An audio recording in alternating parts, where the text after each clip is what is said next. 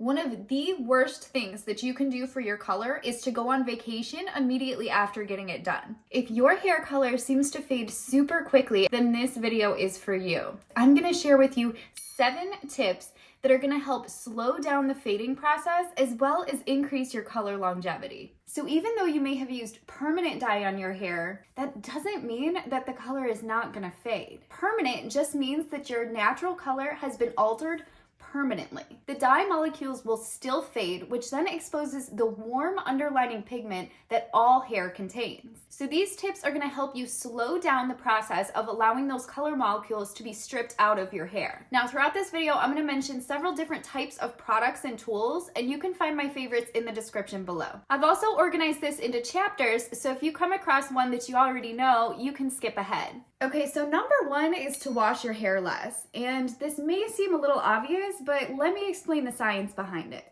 Each time you shampoo your hair, you're stripping the color molecules out of the cortex along with the dirt, product, and oils. So no matter what type of shampoo you use on it, the color will fade a little bit every time it's washed. Because of this, the less frequently you wash your hair, the slower the color is gonna fade. Now, some tips to help extend the time between your shampoos are blow dry your hair instead of air drying it. Use dry shampoo from the night you wash your hair and each day until you wash it again. And use a boar bristle brush with a blow dryer to guide the oil from your scalp down to your ends on your non-wash days. This is going to help to distribute the oil. Okay, so number 2 is to use a good quality Color Protect shampoo and conditioner. Lower quality products contain harsh additives that are going to strip your hair color out. I've even performed experiments comparing several lower quality Color Protect shampoos with a higher quality one. Think about it like this. If you pay good money to have your color done, you don't want to use cheap products on it. This is going to be a waste for the color that you paid for. I always compare it to eating at a nice restaurant. You're not gonna put great value ranch dressing on a 5-star meal. Okay, so next is to use cool water when you do wash your hair. And the thing that most people get wrong about this is you can't just use the cool water when you're rinsing your hair. If you start your shower off with hot water when you're rinsing your body, that heat and steam from the shower is still going to open the outer layer of your hair. So it's kind of pointless to use the cool water at that point. So particularly with bright and pastel colors, I actually recommend washing your hair in cool water before you get into the shower.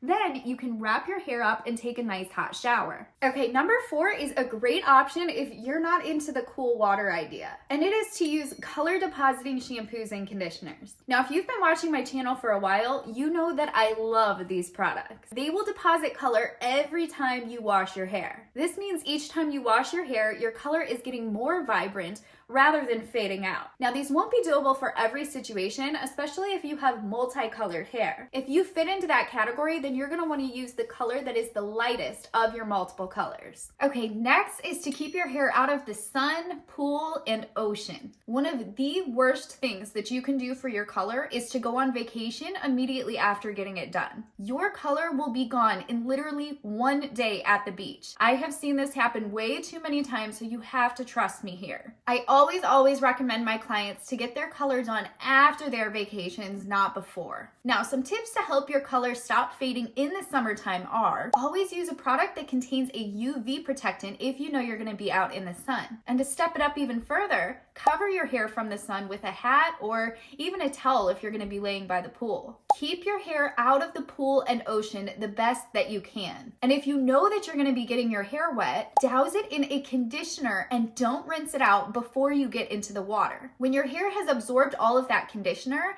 it's going to absorb less chlorine and salt water. Okay, number 6 is to be careful with your irons. High temperatures mixed with a lack of a thermal protectant is a recipe for fading your hair color completely. I did a video years ago where I showed what using your iron at 450 can do to your hair color. And even if the iron isn't turned all the way up, it's still going to be fading it more than if you hadn't used the iron at all. Now, I recommend trying to avoid ironing your hair as much as you can. Blow drying your hair is a lot better for it than ironing it because it's in the form of indirect heat with hot air rather than a direct metal plate touching your hair. When you do iron your hair, make sure that you're always using a thermal protectant and turning the iron down as low as you can. For fine bleached or damaged hair, you should use your iron between 280 and 360. For medium and color treated hair, 300 to 390. And for coarse and resistant hair, 360 to 410. Okay, now the last one and the most important is to keep your hair healthy. If your hair is damaged, it has a broken or missing cuticle. This leaves the cortex, which is the layer that contains the color molecules, open and vulnerable. So without the cuticle, there's nothing stopping those color molecules from slipping right out. Even if you do everything else I mentioned on this list, but you have damaged hair, your color is still gonna fade quickly. So besides everything I've already mentioned here, some extra tips to keep your hair healthy are: use a conditioning treatment on a regular basis. And if your hair is already damaged, then you should be doing this every single time you wash your hair. You should also always use a leave-in conditioner when you get out of the shower. This is as crucial as putting lotion on your skin. And lastly, trim off any split or damaged pieces because honestly, they're not doing you any good. All right, guys, that's gonna be it for today. Let me know in the comments if you learned anything from this video. And make sure you subscribe if you wanna make every day a good hair day. Thanks so much for watching.